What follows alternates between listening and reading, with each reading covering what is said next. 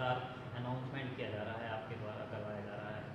किस तरह की मुहिम चलाई गई है? आज जो एक इंद्र पैलेस होटल थी वहाँ पर भी आपके द्वारा अतिक्रमण हटाया गया। देखिए, आप भी इस चीज़ को महसूस कर रहे हैं कि विगत काफ़ी समय से शहर के जो मुख्य मार्ग हैं वहाँ पर कतिपय दुकानदारों द्वारा या शहर के रहवासियों द्वारा नाली के बाहर काफ़ी हद तक जो है अतिक्रमण कर लिया है।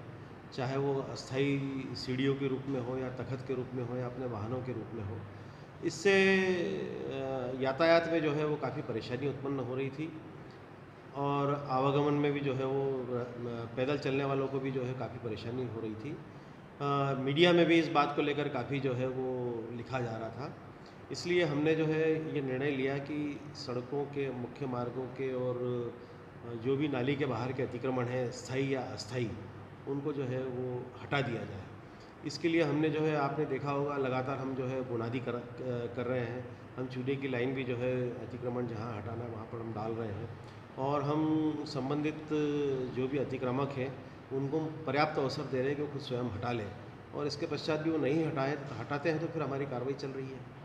सर, अभी इंद्र पैलेस का अतिक्रमण हटाया गया है, कितना अतिक्रमण हटाया गया? इंद्र पैलेस जो है वो जैसा कि हमारे संज्ञान में आया है, उन्होंने जो है पहले ये कहा था कि वो पूरा उनकी वेध सीमा में बना हुआ है और नाली उनके घर के सामने से घूमकर बनी हुई है। लेकिन इस संबंध में वो कोई साक्ष्य प्रस्तुत नहीं कर पाया, उनको पर्याप्त अवसर दिया गया था। और जब हमने ये देखा कि वो अतिक्रमण में है और अनावश्यक रूप से जो है वो सरकारी नाली को जो है छेड़खानी करके उन्होंने बाहर से बना दिया है, तो हमने फिर उसको हटाने का निर्णय लिया। जैसा देखा है आपने, आधा हमने उसको हटा दिया है। आधा हिस्सा और जो चूँकि उनका कांच वाला हिस्सा बना हुआ है, उसको उन्होंने आज का और कल का समय मांगा है कि हम भी इस बात से सहमत हैं कि किसी भी रहवासी का नुकसान नहीं होना चाहिए, कम से कम नुकसान हो। इसलिए हमने उन्हें 1 दिन का और समय दिया है। वो अपना जैसे ही वो अपना कांच वाला जो हिस्सा है वो हटाते हैं, हम लोग उसको तोड़ देंगे। और हमने देखा है वहाँ पर एक पुरानी नाली भी नीचे से निकली है, जो ईंटों की बनी हुई है। इससे ये लग रहा है कि वो पुरानी नाली जो है वो नगर पालिका की काफ़ी पहले से बनी हुई रही होगी और उसके बाद ही सारे लोगों ने जो है उस नाली को अपने घर के अंदर कर लिया। अब हम जो है नए सिरे से जो है उस रोड का जो है डिमार्केशन करेंगे। सर, इसके अलावा सर 3 मंजिला मकान है, तो सर कितना हिस्सा गिरेगा, सर नीचे व्यवस्था गिरेगा? देखिए, हम लोगों का ये कहना है कि जो नीचे का हिस्सा है जहाँ से आवागमन होता है, यदि वो क्लियर हो जाता है तो फिर ओवरहैंगिंग प्रोजेक्शन में हमको बहुत ज़्यादा आपत्ति नहीं है। यदि वो बहुत अपनी सीमा के अंदर है तो उसको फिर हम नहीं देखेंगे।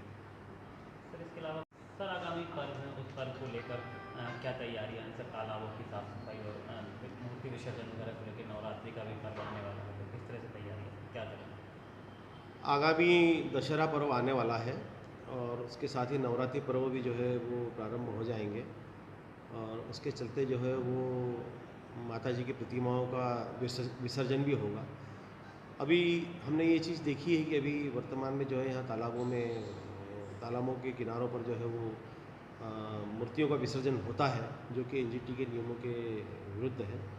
हम लोगों ने इस संबंध में एक प्लानिंग तैयार की है कि जितनी भी विसर्जन स्थल हैं वहाँ पर हम जो है कुछ स्थायी कुंड बना दें, जिसमें पानी भरकर हम जो है विधिवत सम्मानपूर्वक जो है वो माता जी की प्रतिमा का विसर्जन करा सकेंगे।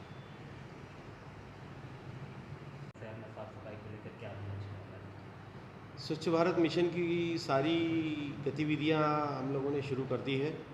आप जैसा देख रहे हैं कि दमोह पूर्व के वर्षों में काफ़ी जो है वो गंदे शहर के रूप में जो है इसकी बदनामी हुई है और हम इस दाग को जो है दमोह के सिर से जो है मिटाना चाहते हैं और इसके लिए हमारी पूरी टीम जो है प्रतिबद्ध है। जैसा कि आप देखेंगे शहर में अब दोनों समय हमारी सफाई शुरू हो गई है। रात्रिकालीन सफाई भी अब हमारी सुचारू रूप से चल रही है।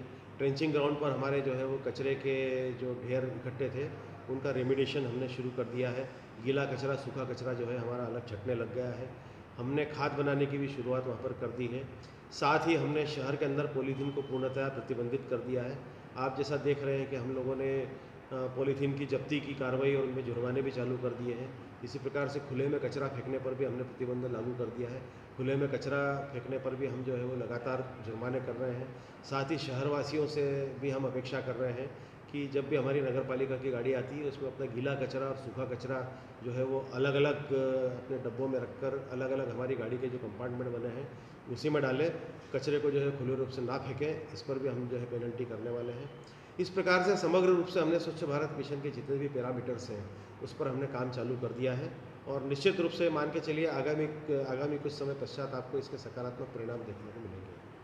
जो कि पेयजल वाला क्षेत्र है वहाँ पर मूर्तियाँ विसर्जित की गई हैं और 2017 में एक प्रतिबंधक आदेश भी कलेक्टर द्वारा निकाला गया था। कल भी जो है इस संबंध में हम लोगों ने हमारा जो स्टाफ था उसको हमने इस चीज़ के लिए ताकीद करके रखा था कि राजनगर चूँकि दमोह शहर के पेयजल का स्रोत है इसलिए वहाँ पर किसी भी स्थिति में मूर्ति का विसर्जन न किया जाए। हमने अपनी तरफ से प्रतिबंधात्मक जो है आदेश जारी कर रखे हैं। हमने वहाँ पर अपनी टीम भी लगा कर रखी थी। कतिपय लोग जो है हठधर्मी कर वहाँ पर मूर्तियों का विसर्जन कर गए हैं। हम पता कर रहे हैं कि वो कौन लोग हैं, उनके खिलाफ हम दंडात्मक कार्रवाई करेंगे और अपेक्षा रखेंगे कि इस संबंध में स्थानीय प्रशासन, जिला प्रशासन जो भी व्यवस्था बनाता है उनको इस चीज़ का पालन करना चाहिए। हम सारे लोग जो है नियम कानून से बंधे हुए लोग हैं। धार्मिक आस्थाएं अपने स्थान पर अपना महत्व रखती है, लेकिन इसके साथ धार्मिक आस्थाओं के साथ साथ जो है वो प्रशासनिक नियमों का और जो माननीय न्यायालय के नियम हैं उनका भी पालन करें तो काफ़ी अच्छा रहेगा। सर, एक बड़ा निर्णय आपने लिया है सर कि मूर्ति विसर्जन तालाब में नहीं करेंगे सर। धार्मिक संगठनों से इस संबंध में कोई बात हुई है?